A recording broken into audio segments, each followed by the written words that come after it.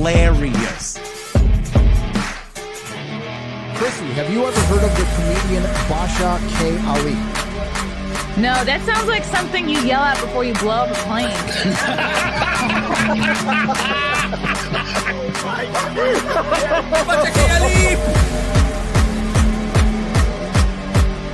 30 seconds remaining. But you know what, good to say I doubt it will stand up to something. I haven't been disrespectful to you at all. I was very confused by the title, Everything Everywhere All at Once, because that's also what we call it when Ash takes off his shirt.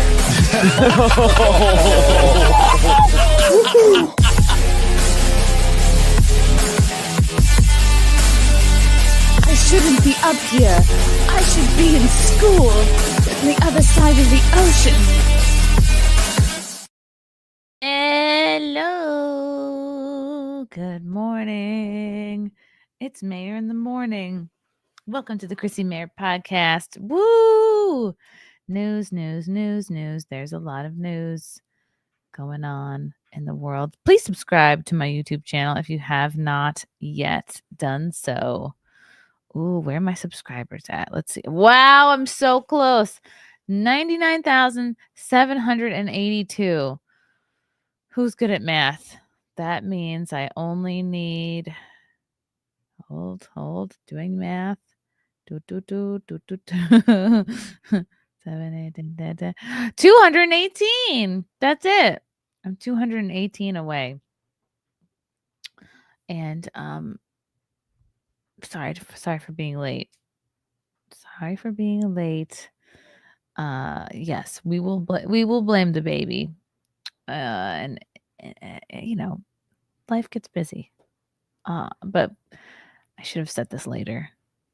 Hello. All right, let's get into some news. Gosh, where to even start? Let's start with, I always enjoy the downfall of the legacy media.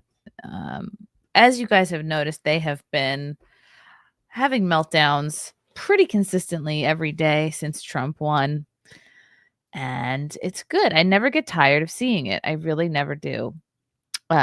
Here is the latest from MSNBC, which might be one of the worst, right?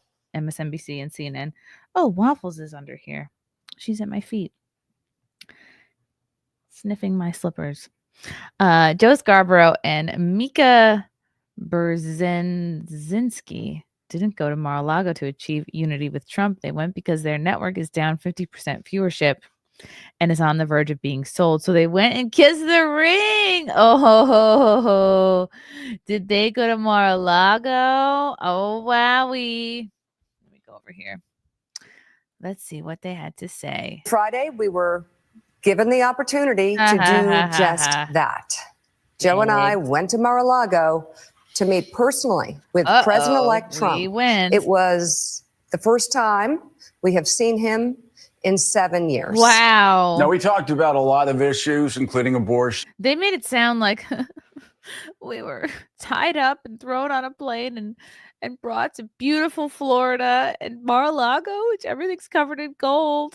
And the food was really nice. We had to go. Mass deportation, threats of political retribution against political opponents and media outlets. We talked about that a good bit.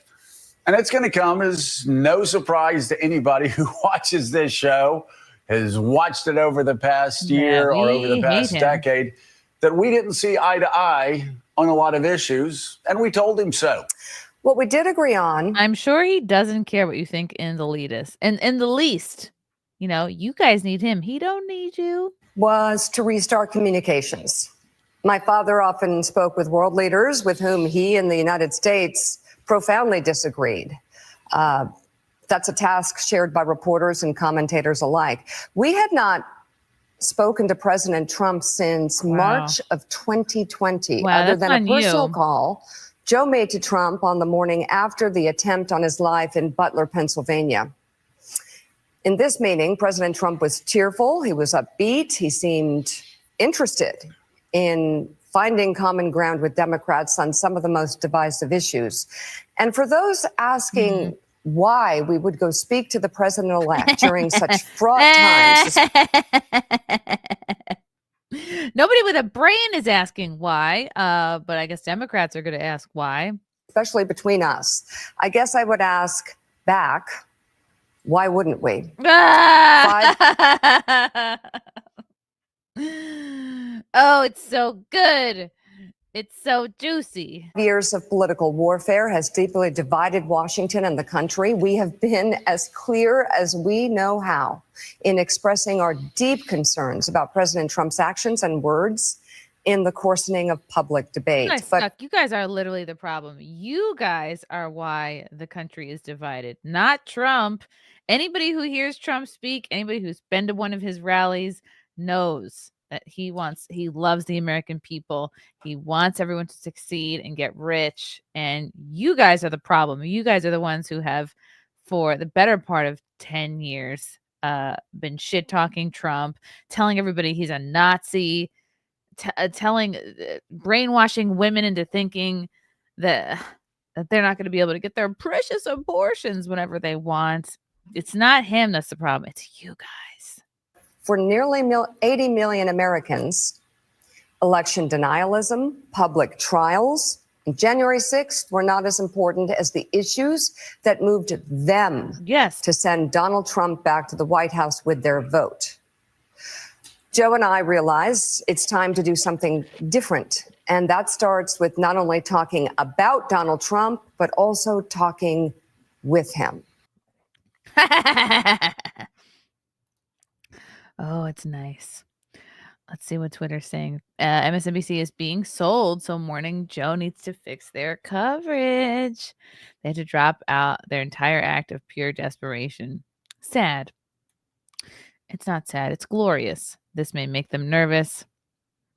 Oh, is this a Trump tweet from 2020? Psycho Joe Scarborough is rattled not only by his bad ratings, but all the things and facts that are coming out on the internet about opening a cold case. He knows what's happening. Ooh. Trump even helped these morons out, gave them some ratings for a couple days anyway. Dude is a great guy. Their 10 viewers are going to be pissed this morning. President Trump knows exactly who Mika and Joe are and what they're trying to do. President Trump is playing three-tiered chess while Mika and Joe are playing checkers. This is what panic looks like. Joe Scarborough had an intern killed in his office because of illicit activity. Really? Actually killed? They're trying to figure out how much is known and if they should run for the hills. What? What? Let me look this up. Joe Scarborough. Intern death. Oh my God. This really happened. In July of 2001, 28-year-old Lori Klausudis, who had worked for Scarborough for about 2 years, was found dead at Scarborough's office in Fort Walton Beach, Florida. A medical examiner ruled the death an accident. The examiner, Dr. Michael Birkeland, said that Klausudis had an undiagnosed heart condition at 28 that caused her to faint and fall. Whoa. That's crazy. Ugh. Okay. It's called Bending the Knee. You mean they met with Hitler? Priceless. Who is next? The View? Trump is not going to waste his time with these talking parrots. I want to see what, if any, coverage Fox gives to this monumental meeting. I don't know, but my hunch tells me that Trump met with Joe and Mika for the same reason he met with Romney in 2016. Could be a very sly way to publicly humiliate the enemy while they smiled proudly with no clue as to what was actually happening. We must never forget how they spoke about Trump and his supporters. Never. Morning bend the knee. And this picture of JD Vance is going to be memed for all of eternity. Wowie, their almighty paycheck is on the line. Did Mika have a stroke, or has plastic surgery gone wrong? I hope it backfires. I can't imagine the panic attacks they suffered on the way down there because they have such a high level of TDS. Wow. Oh, they want him to agree to appear on the network. Oh, wow. Oh, it's fun to see. It's fun to see. Let's see. Let's see what other people are saying about this.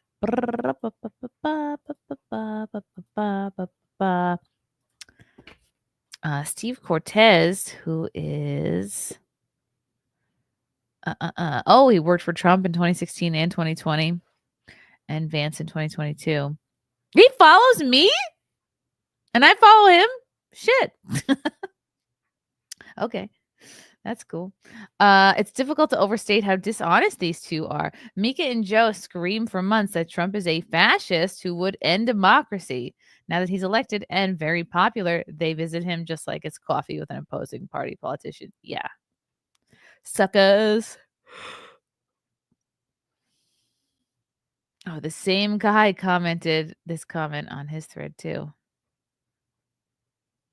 Yeah, yep, their tunes change because they're trying to hold on to their show. I doubt it will work, but the willingness of their small fan base to believe their endless lies and propaganda cannot be understated.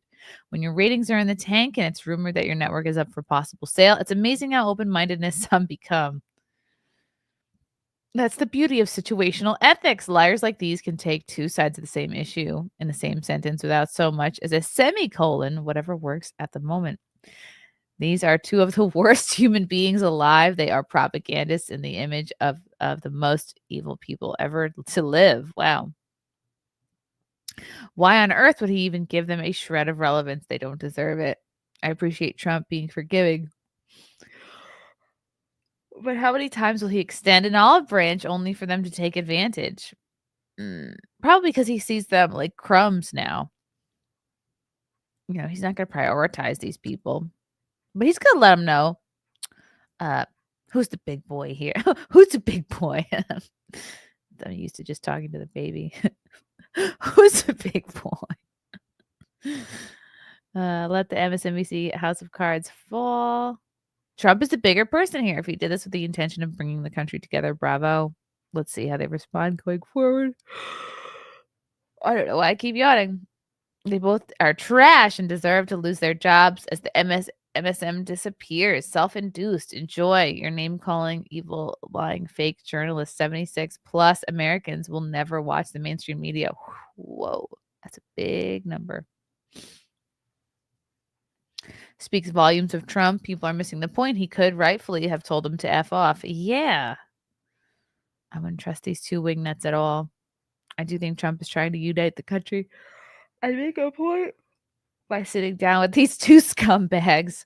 I'm guessing not be able to crack 50,000 viewers has nothing to do with it. Wow. How embarrassing is that? You know, you have all the money, you have a professional set, you have hair and makeup people, you have a wardrobe budget, you have a nice background, and you can't even get 50,000 viewers. Meanwhile, a random YouTuber could get that wearing crusty sweatpants. Yes, I'm in crusty sweatpants currently. Okay. Let's see what Dinesh D'Souza has to say.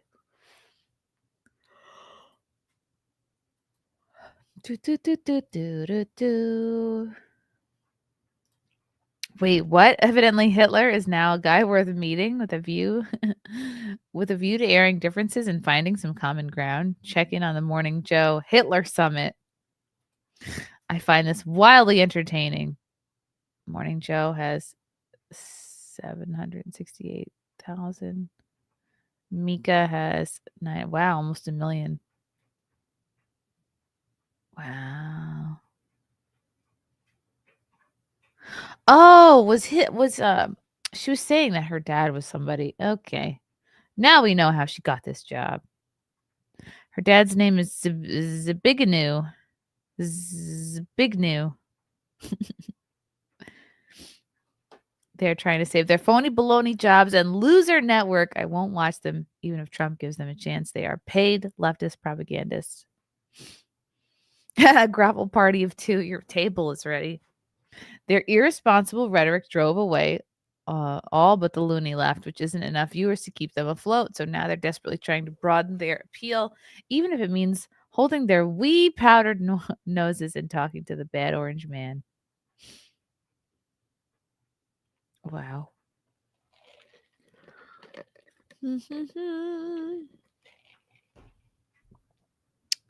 I bet they feel stupid now. Good for them. I don't know why I'm yawning so much. I guess it's good. Maybe my brain is not getting enough oxygen. Maybe the baby is stealing all the oxygen from my brain. That's probably it. Did you guys watch Simcast last night? If so, tell me what you thought. I'm yawning again. What's up with that? Okay. Oh, we always love to check in on Whoopi Goldberg. Oh boy. From Ollie London. Ollie London, who is one of my most trusted news sources. We love Ollie. New York City politicians are demanding Whoopi Goldberg apologize after she falsely accused a Staten Island bakery of refusing to serve her. Staten Island's awesome, by the way. It's like a based little oasis here in New York. The View host claimed the bakery. So if they, so I kind of hope this is true. The View host claimed the bakery refused to serve her over her liberal beliefs. Instead, what the hell was she doing in Staten Island?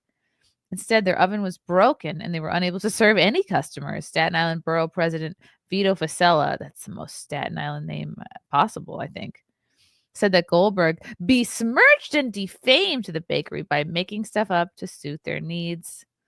And that's what she looks like. Oh, bring me cake. God, she really does look like that. It's a great beam. Is that supposed to be Jabba the Hutt? Or like a relative of Jabba the Hutt? Birds of feather. There's Whoopi and Juicy Smollett. Oh, I can't believe she was not fired over that. She blatantly lied and tried to destroy a family business. Oh, and she'll get away with it because they all do. Okay, let's see if there's an article.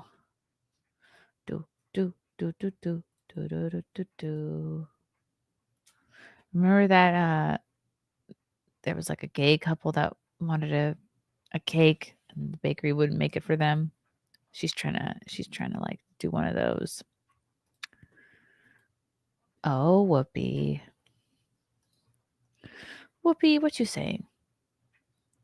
Whoopi Smollett backtracking because she knows she's getting sued. Oh my God, she's getting sued. How exciting. What is she going to say here? There seems to be a lot of talk about the dessert I requested for my birthday show. I never mentioned the name of the bakery or the location. It does seem a little odd that when we called a few weeks before my birthday and we were told they couldn't process the order for my birthday because of an equipment failure, but somehow they were able to accept an order of a different 48 of the same dessert when somebody else called without using my name. Did you just decide to Jussie Smollett this whole situation so that you can make yourself look like a victim? Because it pays to make yourself look like a victim when you're a liberal. You just get that empathy from everybody who automatically likes to see anybody who doesn't align with your perspective as an evil villain who's representing the fascists. What else can we expect from a host from The View? They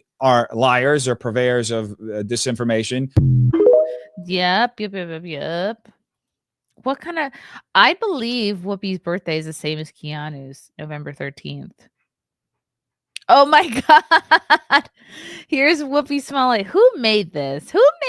Weeks. There seems to be a lot of talk about the dessert I requested for my birthday show. I never mentioned the name of the bakery or the location. It does seem a little odd that when we called a few weeks before my birthday and we were told they couldn't process the order for my birthday because of an equipment failure, but somehow they were able to accept an order of a different 48 of the same dessert when somebody else called without using weeks. There seems to be Oi.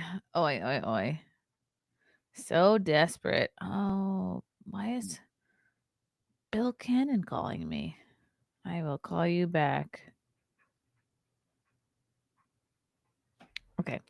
She failed to mention that the second staff member ordered the cupcakes after they got the equipment fixed and could catch up on the orders. She mentioned the name of the cupcake, which only came from that bakery in that location. Don't let her fool you. See, of course. I hope she gets sued and the show gets sued so bad they leave the airways forever. Barbara Walters is turning over in her grave, and these women attacking a small business on The View because she is so self-involved and disgusting. That explained what happened. I gotta find this clip. Let's see. I want to see her attacking this bakery. Whoopi. Bakery drama. Bakery drama. Whoopi Goldberg. Oh my God. Here it is. This is exciting. This is an exciting story. Halterman's Bakery in Staten Island will be suing Whoopi Goldberg and ABC because Whoopi lied that the bakery refused her service because of her political beliefs. The bakery has been having an issue with a boiler causing limited baking and couldn't do standalone orders. What they had on hand in the bakery itself was what was available and could be picked up. That wasn't good enough for Whoopi, so she was determined to make them pay on national television. I think $50 million should do it. How many Whoopi Goldberg defamation lawsuits can ABC Network handle? I think this is like her 7th or 8th. Wow. I mean, this looks really good, and now I want one of these. Welcome back. Those look beautiful. My birthday dessert today was one of my mom's favorites from when she was a kid. And she talked about these all the time. They're called Charlotte Russe. And it's a sponge cake with whipped cream and a cherry on top. Now, I should tell you, Charlotte Russe has no political... Charlotte Russe is also the name of a store in the mall years ago. I remember. It was like similar to Contempo Casuals or Forever 21. Leanings. And the place that made these refused to make them for me. Oh, really? Yeah. Why even bring this up if you have them? You fucking what? Oh, no. Let me explain. They said that their ovens had gone down, all kinds of stuff, but folks went and got them anyway, which is why I'm not telling you who made them. But it's not campy because I'm a woman, but perhaps they did not like my politics. Yeah. But that's okay because you know what? Listen, this is my mother's celebration. Yeah. Pick these up and celebrate with me and my mom. Wow. Thank you, everyone, for celebrating my birthday today. I want you all to have a great day. Take a little time to enjoy the view and never let folks get you down. Yeah. Oh, what a loser. Okay, so if I Google Charlotte Russe dessert, right? New York, where to get it.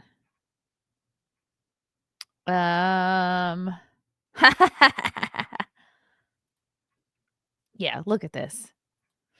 She basically told people exactly where this was.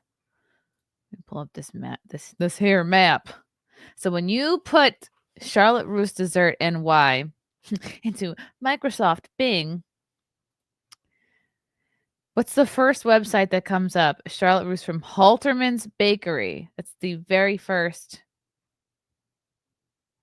thing that comes up. Whoopi's story is sus. She lives in Manhattan but traveled to Staten Island for cupcakes. Yeah, why would she? Why wouldn't she do a Magnolia or Levain or any of the other highly regarded bakeries in New York City?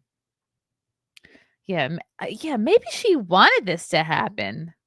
Staten Island is very, very red. Why would her mother's favorite dessert be in Staten Island if they're from Manhattan? Let's see. Whoopi. I put in Whoopi Goldberg's mom. Emma Johnson. She died in 2010.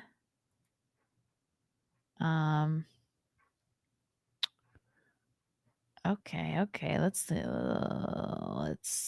learn about her mom. Okay. But where is she from? She was on food stamps. Mom was on welfare.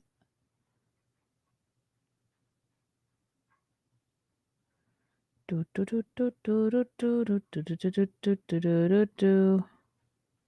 seaweed is always greener.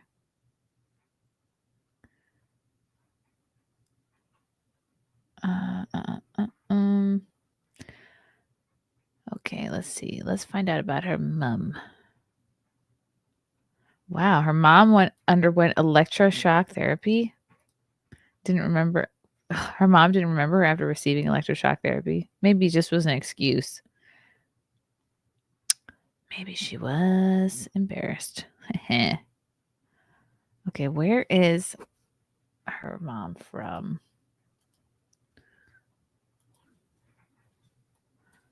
Where is Whoopi Goldberg's mom from?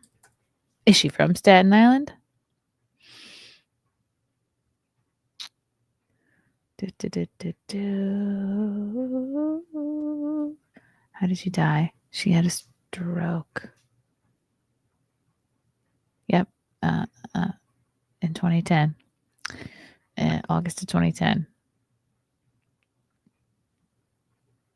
But it doesn't say where her mom is from.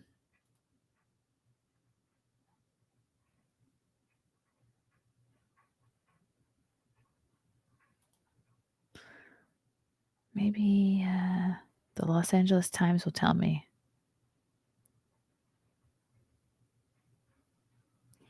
Okay, let me read. Okay, look at this map. Boom. Taste. Charlotte Russe from Holterman's Bakery. City lore. And if you click on, I hope this has a positive effect on the bakery. I hope they get tons of business. In fact, yeah, this makes me want to make a special trip there. Taste. Charlotte Russe from Holterman's Bakery. Iconic New York City street food. Charlotte Russe is a push pop style confection encased in a cardboard shell with a movable bottom. Inside, a disc of sponge cake is topped with a dollop of jam and crowned with a spiral of whipped cream. Oh, that sounds insanely good. And a nut dusted maraschino cherry. As you eat it, you push the bottom up with your thumb, permitting access to the pastry's deeper layers. Oh, wow. It's the only place in the 5 boroughs that makes Charlotte Russe's. Until a few years ago, Bay Ridge's Lesky sold a delicious version available by pre-order. Founded in 1878, Holterman's is the oldest family-owned bakery on Staten Island. The pastry, however, receives no fanfare at Holterman's. There's no banner proclaiming the shop is the last bastion of Charlotte Russe's in New York. The little turban pastries are not set apart on a golden tray. In fact, they sit in the corner of a display case on a plastic tray alongside their pastry peers. Ooh. Oh, yeah. These are going to go through the roof, I think. These look good. Now I want some. They're nicknamed the Brooklyn Ambrosia and was sold in the early to mid 1900s from street carts. Okay, so I don't know. Maybe they were sold in Manhattan through some other way. Candy stores and bakeries. Kids love the novelty of pushing the cake up, licking their way through the layers of jam and cream. Though it looks heavy, Charlotte Russe is actually airy. Removing the cherry and savoring its waxy, syrupy one-bite burst reveals the enticing hole at the center of the cream spiral. The only way to eat the cream is to scoop it up with one's top lip, rotating the cardboard shell as you go. Yum, that sounds good. I really want one now. Okay, look at this. I used to get this at Sutter's Bakery at the corner of Flatbush and Carlton Avenues. Okay, maybe they used to be sold in Brooklyn. Maybe they're from Brooklyn. You can get this by special order at some bakeries near the city. Reester's in West Hempstead makes them. Oh, that's in Long Island. There's a bakery in Hazlet, New Jersey that makes them. Uncle Giuseppe's in Tinton Falls has them. They look great. This also looks like something that would have been featured on Seinfeld. Interesting. Ooh. How much are they?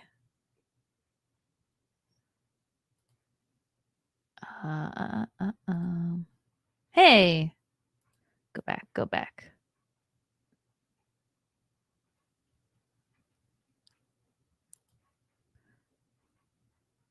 Okay.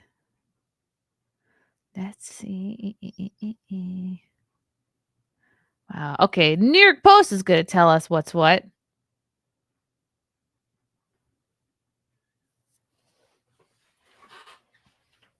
Tell us, New York Post. Okay, hold the phone. Whoopee, whoopee, whoopee.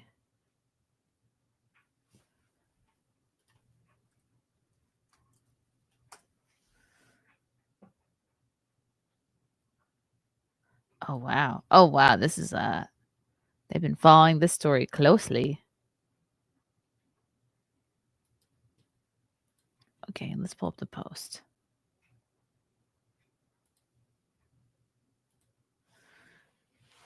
So it doesn't look like the only place to get it.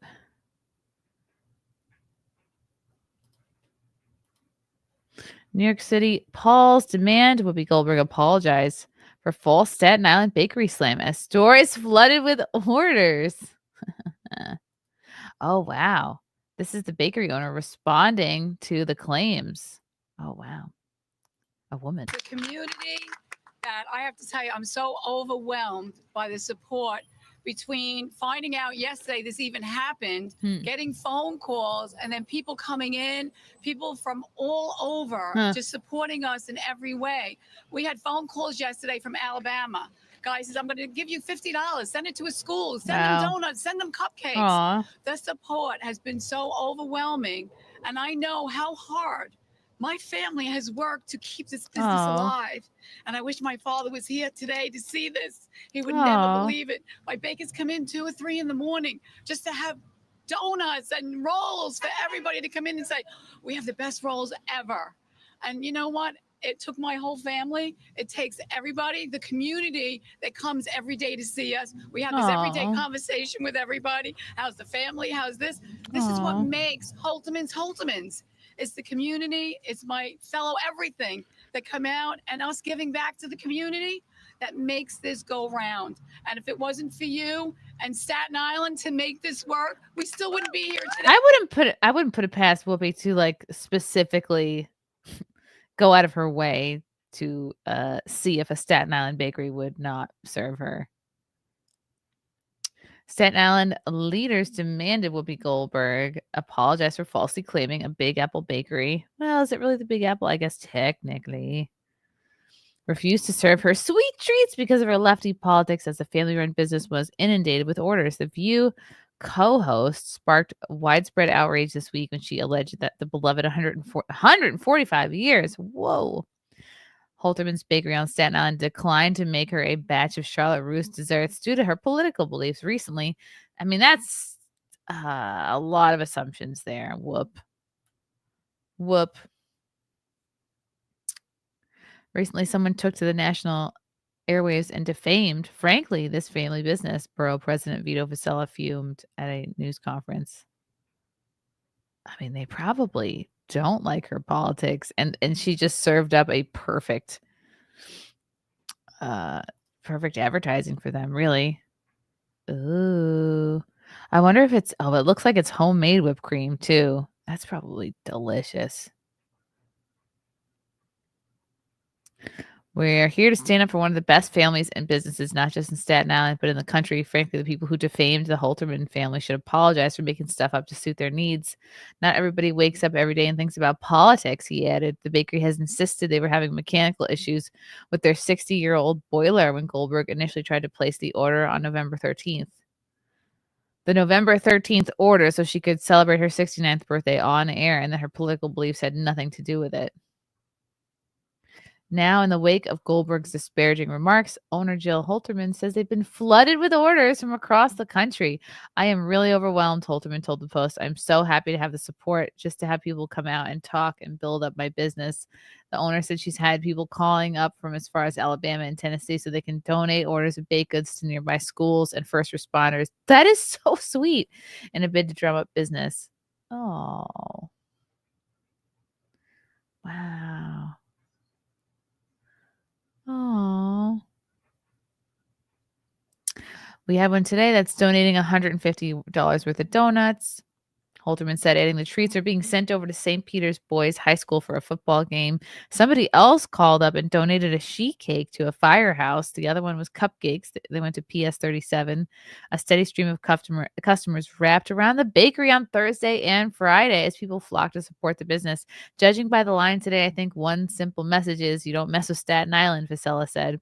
The uproar unfolded when Goldberg first put the bakery on blast during Wednesday's broadcast. Now, I should tell you, Charlotte Russe has no political leanings, and the place that made these refused to make them for me. What a fucking loser. The liberal leaning host alleged to her audience, without divulging the name of the bakery, they said that their ovens had gone down, all kinds of stuff. But folks went and got them anyway, which is why I'm not telling you who made them. They didn't like my politics. Goldberg and the rest of the View co-hosts have been in full meltdown mode ever since President-elect Donald Trump won the election. The host has never shied away from her disdain for Trump, even as going so far as refusing to say his name on air for years. What a loser. Lehu Zeher.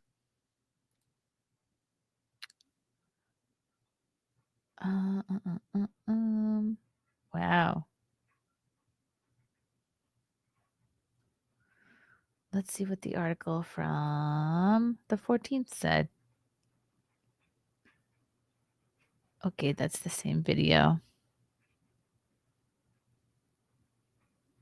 I think it's ridiculous. Why would she come all the way to Staten Island for her cupcake to make an issue? They've been here forever, Deborah Bernaz, 68, says of the comic's claims. I keep forgetting she's a comic. Against the 145-year-old bakery. I don't think it has anything to do with politics. They're a little Staten Island bakery. I think it's bullshit what she's saying. Leave politics out of the bakery. She went into full victim mode on Wednesday. What a tool. No, she just wanted that. She just wanted to be the victim.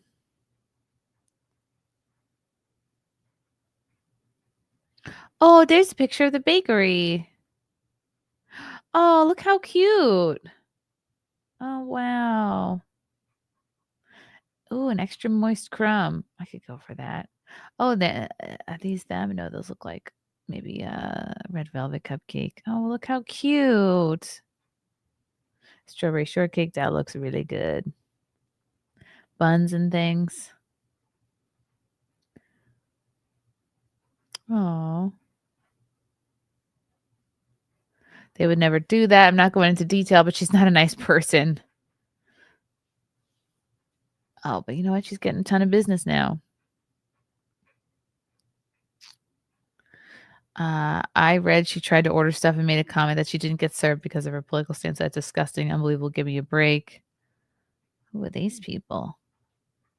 Oh, they're regulars.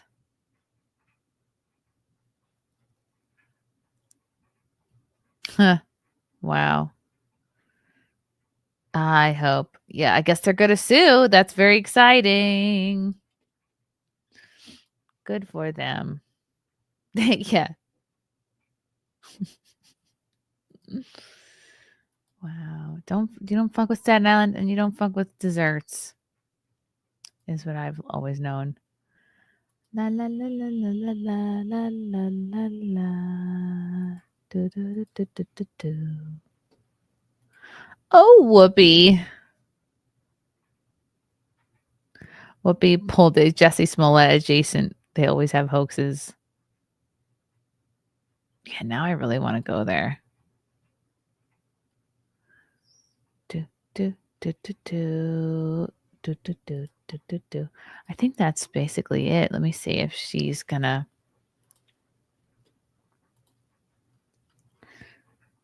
If they're definitely gonna sue her.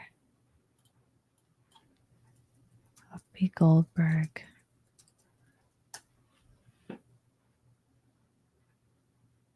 Beefing. Oh, People Magazine. And she apologized. Ooh. No, she didn't. She didn't apologize yet. Oh, but she will. I hope she gets sued. Wow.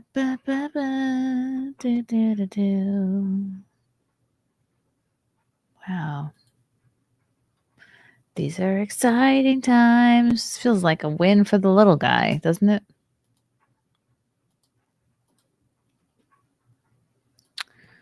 Okay, let's put up this story. Oh, Meghan McCain. Okay. Oh, look. I'm going to say this again. Why didn't Oprah do this for free and give them... okay, so Harris campaign paid Oprah Winfrey's production company nearly $2.5 million for celeb-packed town hall. How sad. What a absolute insane waste of money. So Meghan McCain says, why didn't Oprah do this for free and give the money to people in need for a food bank? Or a food bank. Why did she have to be paid to endorse Harris? And why would she be worth this amount of money? There's a deep rot in American celebrity and campaign money. Ooh. Now I'm wondering if Obama and Michelle were paid. Why did Elon Musk spend billions to make sure Trump won? Oh, wait. Ooh. She wasn't paid to endorse. She was paid for the use of her production facilities. Okay. Because everything the Dems do is money laundering criminal cabal. She's morally bankrupt. The same woman that went down to Hawaii to set up a GoFundMe account for people that were burned out of their homes sits on enough finances to do it with on her own without even affecting one bit of her bottom line. Because the corruption is very deep, and that is why the American people are overwhelmingly voted for Trump and gave him the mandate to execute the MAGA agenda and purged all these types of fake filth that has possessed too much power and influence for too long. Oprah is the most overrated so-called celebrity ever. Let this be the end of people thinking her endorsement means anything but a guaranteed loss. Yeah, which endorsements did Kamala not have to pay for is really the question I'm wondering now. Let's bring up a Post article.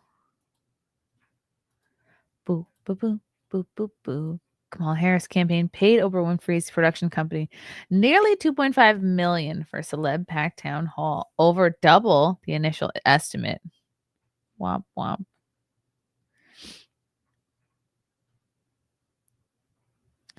It was originally surmised that Winfrey's company Harpo Productions had been paid around $1 million for the talk show legend's September town hall with Harris, but a new report shows that the dollar amount was greatly underestimated. Two people familiar with the matter told the Times that Winfrey's company had actually been paid closer to $2.5 million, still a mere fraction of Harris's estimated $1.5 billion campaign spending.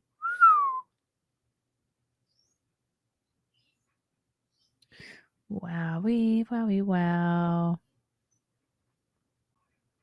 Those are cool boots. Matches perfectly. The TV star has denied receiving any personal payments from the Democrats team, and a former advisor of the Harris campaign also said they did not pay anyone for their appearances or support. Winfrey said she did not pocket any of the money. Okay. It just went into her company.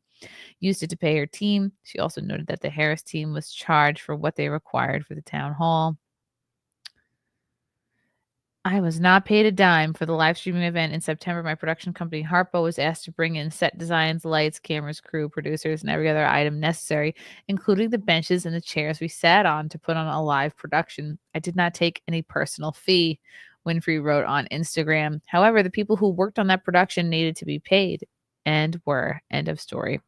The Harris campaign broke But that's the thing. If Oprah was genuinely endorsing them, Kamala, she could have paid for it. The Harris campaign broke records for the most donation compiled in the shortest amount of time. Now it's also likely one of the most expensive to date, with her campaign blowing through $1.5 billion in 15 weeks. Wow. Her exorbitant budget also saddled the Democratic Party with whoa! I didn't know they were in this much debt. The Democratic Party is in $20 million worth of debt because of Kamala's campaign. The money largely went towards the campaign's aggressive advertising, as it had to squeeze a year of rallying into 3 months after Harris replaced President Biden as the Democratic nominee. There were also grassroots campaigning, inescapable social media advertising, and reeling in celebrities and influencers like Winfrey.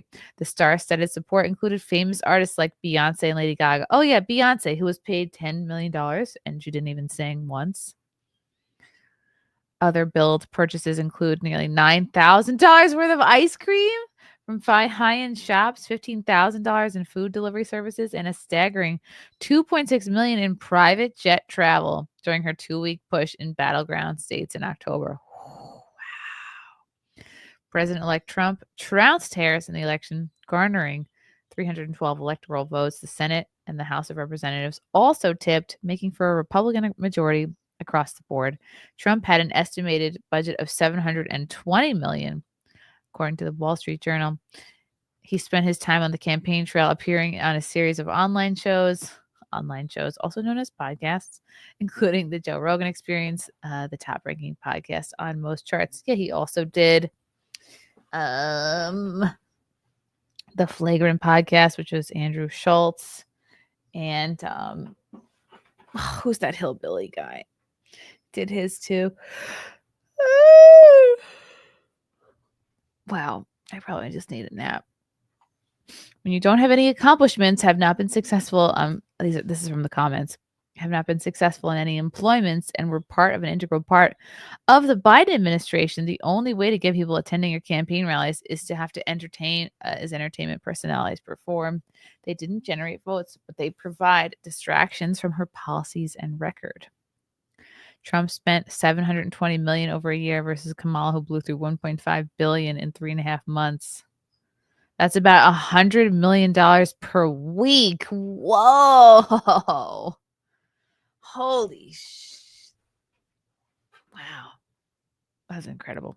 Can't wait for the FEC to review the expenses, considering Hillary Clinton stole $1 million of the DNC campaign funds to spend on herself and mislabeled it as consultation fees and was fined $8,000 for it without having to return the $1 million. Wow, that's interesting.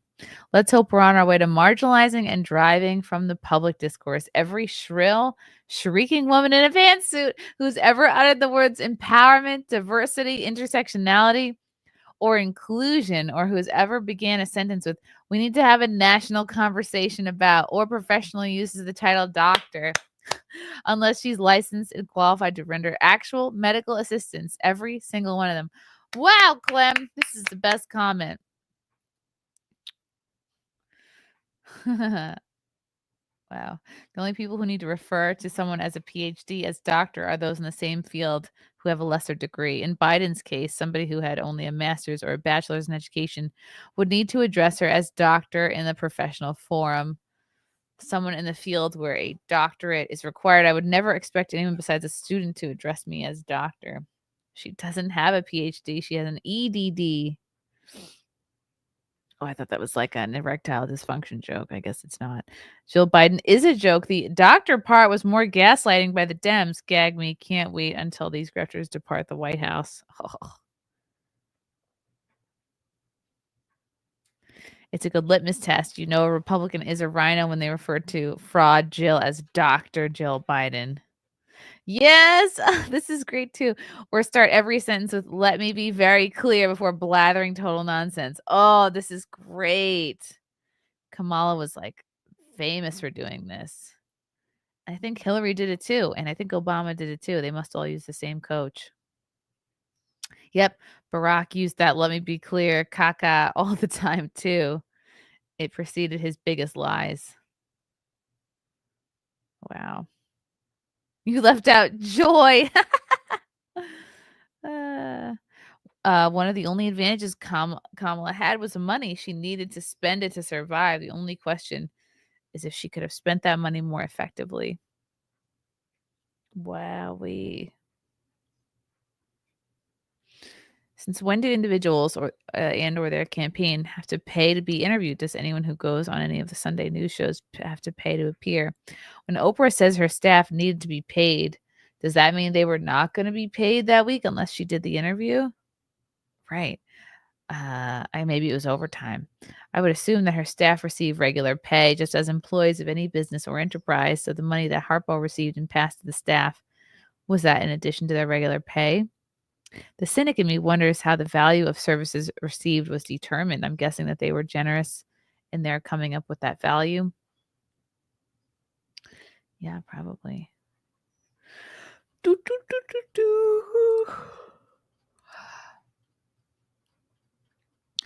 la, la, la, la, la, la. Uh-oh, what happened in Manhattan?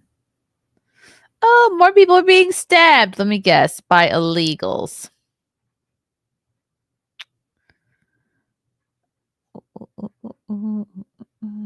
Did you guys watch the fight? Jake Paul, Mike Tyson? I actually thought for a second maybe Tyson was going to win. Wow.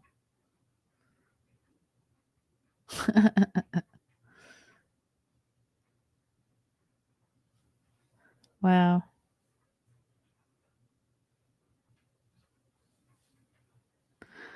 Amazon shoppers duped by manipulated customer reviews. Oh. That is sneaky.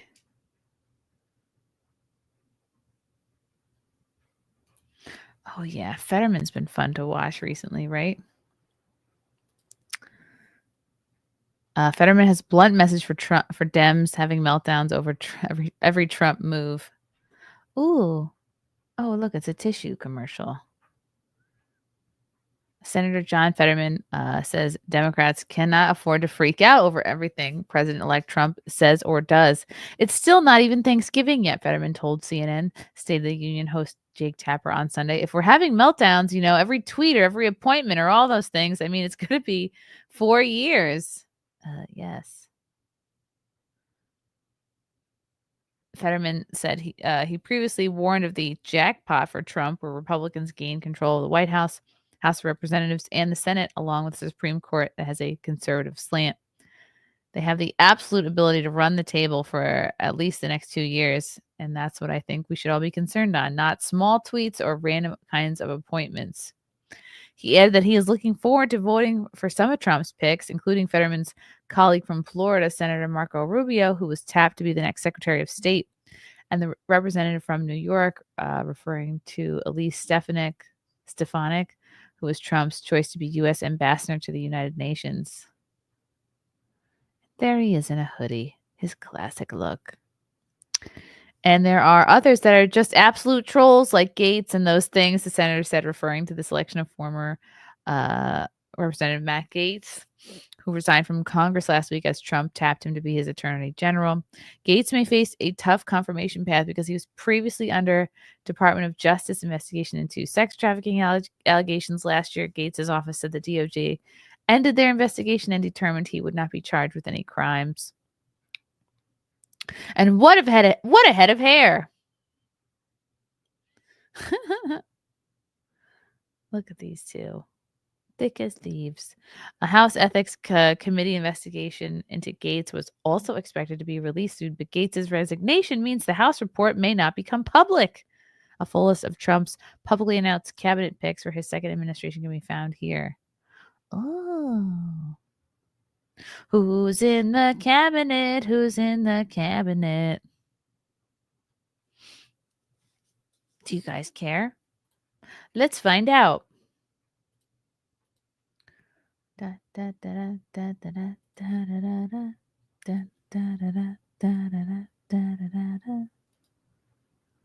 Oh, wow. A lot of people.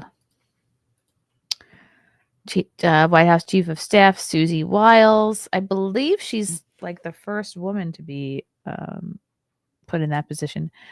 Okay, Ambassador to the UN, Elise Stefanik. National Security Advisor Michael Waltz. Border Czar Tom Homan. Ambassador to Israel Mike Huckabee. Environmental Protection Agency Administrator Lee Zeldin. Oh, I think he's from Westchester. Middle East Envoy Stephen Witkoff. White House Counsel William McGinley. CIA Director John Ratcliffe. Department of Government Efficiency, right? Elon Vivek. Secretary of Defense Pete Hegseth. Homeland Security Kristi Noem, who shot and killed her dog, which we don't like. Director of National Intelligence is Tulsi. Very cool. Marco Rubio, Secretary of State. Attorney General is Matt Gaetz. Secretary of Health and Human Services is RFK. Who else do we know here? Wow, everyone's got jobs already.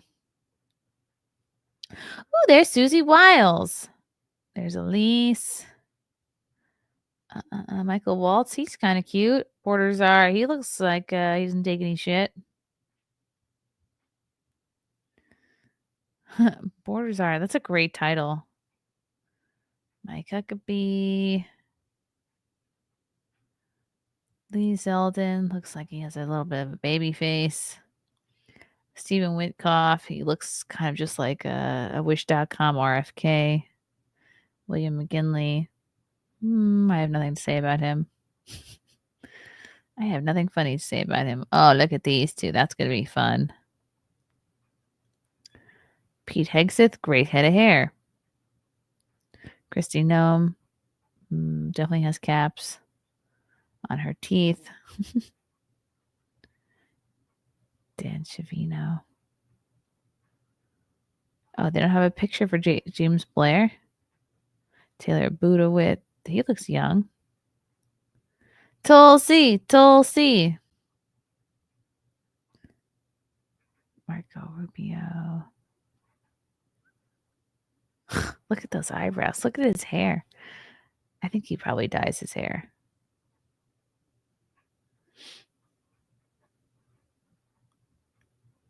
Todd Blanche kind of looks like Steve Carell a little bit. Like, that's who would play him in a movie. Okay. Men. Oh, Stephen Chung. An Asian Wisdom. Sergio Gore. Never heard of him. I'm like, ooh, she's pretty. Caroline Levitt is going to be press secretary. Oh, good for her. National Press Secretary on my historic campaign. I am pleased to announce she will serve as White House Press Secretary. That's cool. Caroline is smart, tough, and has proven to be a highly effective communicator. I have the utmost confidence she will excel at the podium and help deliver our message to the American people as we make America great again. She's 27. Good for her.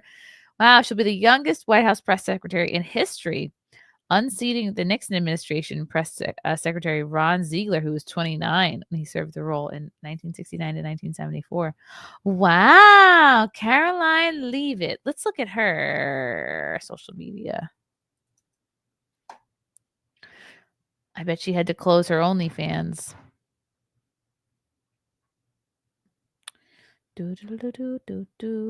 She's cute.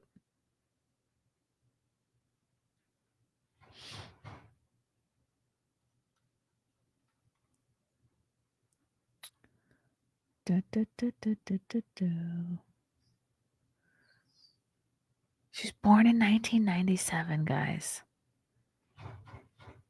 Hold on a second.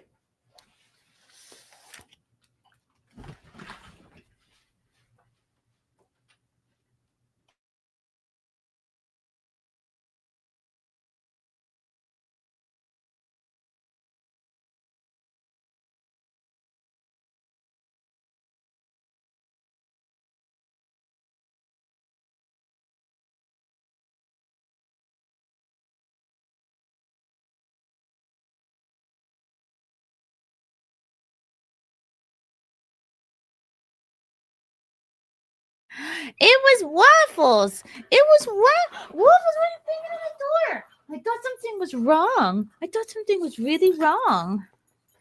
You were banging so hard on the door. Why did you do that? Why did you do that? You scared me. Why did you do that? Oh, you were like, I'm locked out. I have to see what's happening. Oh, you smell like a dog.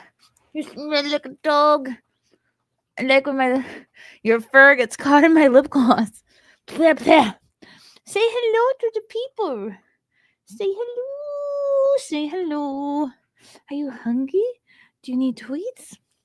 Do you want to go? Do you want to go for a little? Do you want to go to the pond? Do you want to go to the pond? Oh. She just farted in here before, and farted and walked away. That's called crop dusting, where I come from. She crop dusted me. All right, well, now I've said the P word. Now they want to go to the pond. Anyway, I'm excited for Caroline Levitt. She's very cute, and I hope she gets on the cover of Vogue, even though she probably won't, based on what they did to Melania. Does she have a Twitter? Does she have an Instagram? Let's check. She must have an Instagram. Caroline. She's the reason for the word. L-E-A. Yep, other people are looking her up. She does 177K followers. She has a baby. Oh, she gave birth in July. She has a little bean. Her baby was born July 10th. 3 months after the bean. Oh, she just became a first-time mom. That's so cute. Good for her. So she's got to lose that baby weight before she's going to be working for Trump. Wow. Cool. Wow. How exciting. Oh, I wonder if she is. Oh, look at her little baby is so cute. Oh my God. I'm so happy for her. She's like a classic Fox News blonde. Do, do, do, do, do, do, do.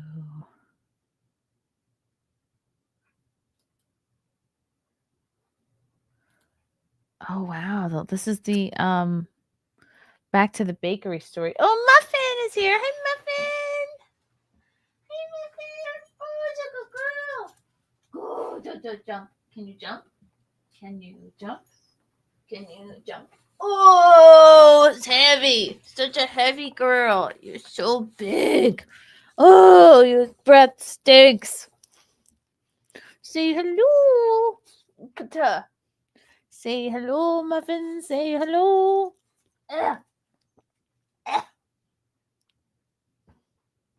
Muffin, you're so warm. Were you outside? Sitting in the sun? She likes to lick inside your mouth. Say hello to the people. Okay, I put you down.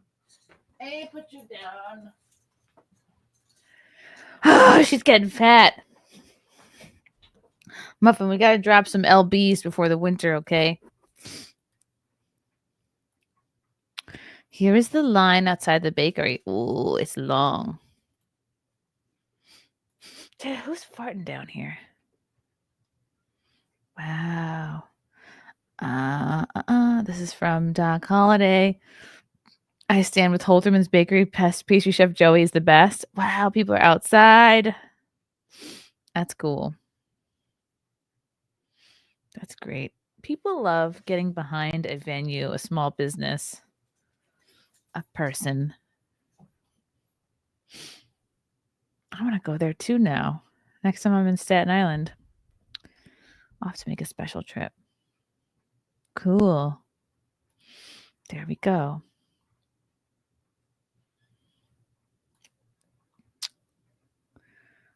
Oh, generously proportioned.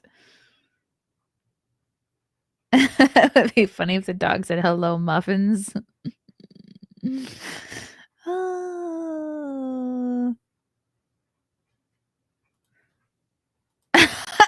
a classic woman with children and whatnot. Aww. I want to go get the cupcake thing. I really want a Charlotte Russe now. Okay. Boop, boop, boop, boop, boop. Caroline Levitt. I'm obsessed with her now. Sorry. I have a full-blown obsession. Let's see her deal. Okay. Still born in 1997, which is unreal. I can't believe people were even born then. She served as an assistant press secretary during the first Trump administration. Wow. So she must have been super duper young. Okay.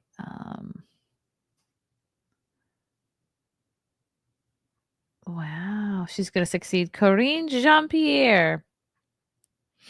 She was born in New Hampshire. She's Catholic. Her family owned an ice cream shop. Oh, and a truck dealership. That's fun. Let's see. She went to St. Anselm College in New Hampshire. Oh, she played softball. Division II, though. Ugh. She was outspoken on campus about her support for Trump. That's cool. She founded the school's first broadcasting club. Oh, wow. She worked at WMUR. She graduated college in 2019. Wow. Good for her. She interned at Fox when she was in college. And then the summer before her senior year of college, she interned at the White House Office of Presidential Correspondence. Wow. Okay, so maybe this is what she wanted to do all along. She returned briefly after her graduation before joining the White House press office. She was an assistant press secretary under Kayleigh McEnany. Okay, so Trump's known her a long time. Good for her. Oh, the dogs are barking. She's married. She has a little bean. She advocates for private education and credits her Catholic schooling for instilling pro-life values. She's a good egg. And no OnlyFans so far that I can see. Oh, it's a super chat from Old Nerdy. Thank you, Old Nerdy. I will play the song for you. Do, do, do, do, do, do, do. And it was all yellow. Whoopi didn't mention how she knew what Halterman's politics are. Right! I wonder if that was asked at any point. She probably just assumed because Staten Island is like thoroughly red, like the most red borough in New York. So I'm sure she just assumed. Wow. Okay. Waffles is back. Hello, Waffles. Oops. I think she wants to go to the pond. Really, anytime you say to the dogs, do you want to go? They go, because they want to go anywhere. Because do you want to go means outside. And they love outside. They love outside. Okay. Well, that's our news for today. Join me again later tonight. I will be having friend and comedian Sam Tripoli on the show at 10 p.m. Very excited to have him back on.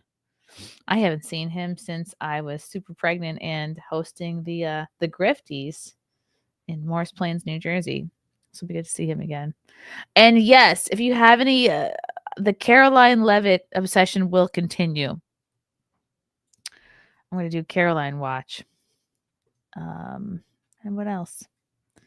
Yeah, hope you guys have an awesome rest of your day, and I'll talk to you later.